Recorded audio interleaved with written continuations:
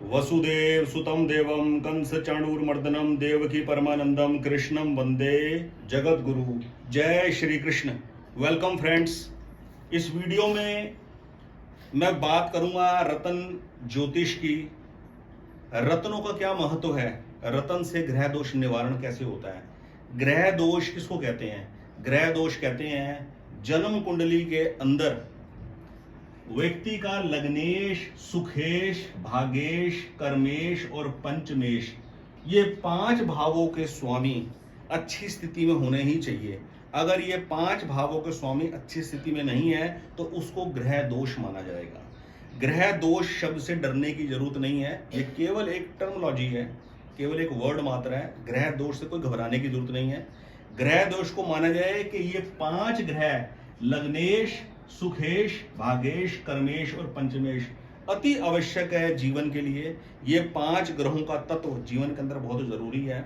इनमें से कोई भी ग्रह यदि कमजोर स्थिति में होगा तो उसकी निर्बलता को हील करने के लिए कोई उपाय करना पड़ेगा, और वो उपाय सबसे नंबर 1 जो ज्योतिष के अंदर है वो है रतन ज्योतिष के अंदर रतन धारण करना। ये है रतन की इंपॉर्टेंस। और दूसरा जो ज्योतिष प्रचलन में है, जो ट्रेंडिंग ज्योतिष मार्केट में चलता है, जैसे कि मैं अपनी हर वीडियो में वैली बात बोलता हूं, मार्केट में अवेलेबल सॉफ्टवेयर्स केवल फिक्स फॉर्मूला के तहत बताते हैं। लगन का नग पहन लो, पंचमेश का नग पहन लो, नवमेश का नग पहन लो, तीनों पहन लो। तीनों में से कौन सा पहन लो? रतन तो इतने महंगे हैं। 1 लाख रुपए की एक अंगूठी बनती है अच्छे पुखराज की अगर बनानी हो। 1 लाख, 1.25 लाख, 1.5 लाख रुपए की अंगूठी बनती है नीलम की अगर अच्छी क्वालिटी की नीलम की बनानी हो। 1 लाख, 1.5 लाख रुपए की अंगूठी बनती है पन्ना की अगर बनानी हो। 3-3 नग आदमी कैसे पहन लेगा एक आम आदमी? Not possible. तो रतन केवल जीवन में एक पहना जाता है। किसी रेयर केस के अंदर 100 में से कोई 2 लोग, 3 लोग, 4 लोग, 5 लोग दो रतन पहनने की आवश्यकता होता है, यदि प्लेनेटरी पोजीशन बहुत ही ज्यादा टिपिकल है। आज इस वीडियो में मैं आपको बताने वाला हूं ट्रेंडिंग कंप्यूटराइज हॉरोस्कोप के अंदर जो दोष बताए जाते हैं जन्म कुंडली के अंदर। गुरु चंडाल दोष है, काल सर्प दोष है, मांगलिक दोष है, सूर्य के साथ बैठकर कंसर्न ग्रह भावों के ग्रह निर्बल हो गए, अस्त हो गए, उनका रत्न आप पहन लो।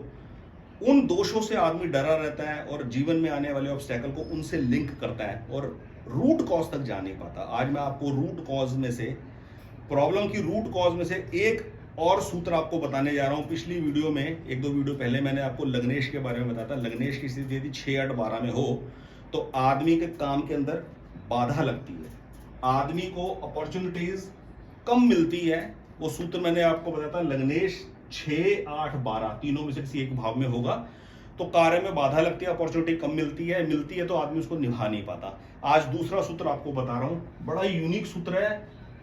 किसी ज्योतिष की किताब के अंदर आपको ये सूत्र नहीं मिलेगा, किसी ऐप में आपको ये सूत्र नहीं मिलेगा। और आप इसको देखें, अगर किसी की कुंडली के अंदर ये सूत्र हो तो आप देखना, उस आदमी का फीडबैक लेना, उसका अपने काम के प्रति, अपनी सेटलमेंट के प्रति क्या नजरिया है, क्या ये बात लागू होती है कि नहीं होती है, आपको खुद पता लग जाएगा।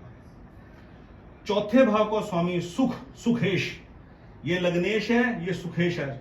चौथे भाव का स्वामी सुखेश कहलाता है।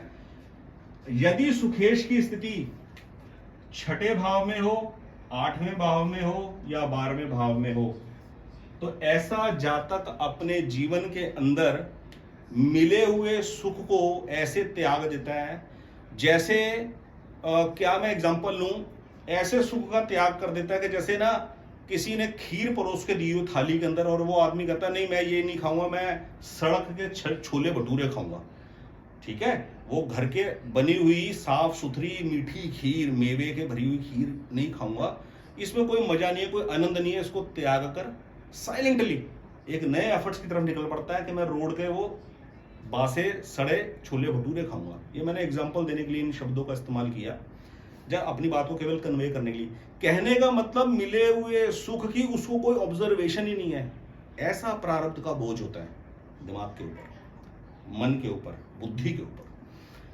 जैसे मैंने अपनी वीडियोस में आपको बताया है, आजकल का जो प्रचलित ज्योतिष है वो आदमी को इंप्रेस करता है, अपने हनी ट्रैप में फंसाता है, केवल ये बोल करके आप अपनी जिंदगी में होने वाले हर काम के इवेंट की डेट जान सकते हो। तो आदमी के अंदर एक क्यूरियोसिटी होती है ज्योतिष को जानने की। मेरी शादी कब होगी, मुझे गर्लफ्रेंड कब मिलेगी, मुझे बॉयफ्रेंड कब मिलेगा, मेरी गाड़ी खरीदने के योग कब बनेंगे। तो वो एक एक्सपेक्टेड डेट्स जो होती है ना, उसको देखकर उसको सुनकर आदमी खुश होता है। वो डेट्स वगैरह जानकर कुछ कोई रिजल्ट नहीं निकलता, वो कोई रिजल्ट नहीं निकलता। जो ट्रूथ होता है वो ये होता है कि हमारे जीवन के अंदर इन चीजों को पाने के लिए मैं जो एफर्ट्स कर रहा हूं, अगर उसमें कोई अड़चन आ रही है तो मैं उन अड़चनों को दूर करने के लिए हर बेस्ट पॉसिबल एफर्ट्स करूं और वर्तमान में करूं, फ्यूचर का वेट ना करूं। तो सुखेश, सुख भाव का स्वामी यदि 6, 8, 12 भाव में हुआ और अकेला हुआ, उसका संपर्क लग्नेश से भाग्येश और कर्मेश के साथ नहीं है, और ना ही उसके ऊपर गुरु की दृष्टि पड़ रही है और ना गुरु की दृष्टि सुख भाव के ऊपर पड़ रही है, तो ऐसा आदमी अपने मिले हुए सुख को यूटिलाइज नहीं करता। उसको मैच्योरिटी लाइफ में बहुत ज्यादा एज बीत जाने के बाद आती है, उसको ये रियलाइजेशन बहुत देर से आता है। ऐसे के अंदर इसका जो निवारण होता है वो होता है सुखेश का नव धारण कर कर। ये है रतन ज्योतिष की इंपॉर्टेंस। अगर आपको रतन ज्योतिष के बारे में जानकारी लेनी हो, रतन ज्योतिष के बारे में अगर आप कोई कोर्स करने के लिए इच्छुक हो, तो मैंने पिछली एक वीडियो बनाकर रतन ज्योतिष के बारे में कोर्स को इंट्रोड्यूस किया है। अगर आप उस विद्या को सीखने में इंटरेस्टेड हो तो थंबनेल के ऊपर दिए हुए नंबर को आप देखकर कांटेक्ट कर सकते हैं।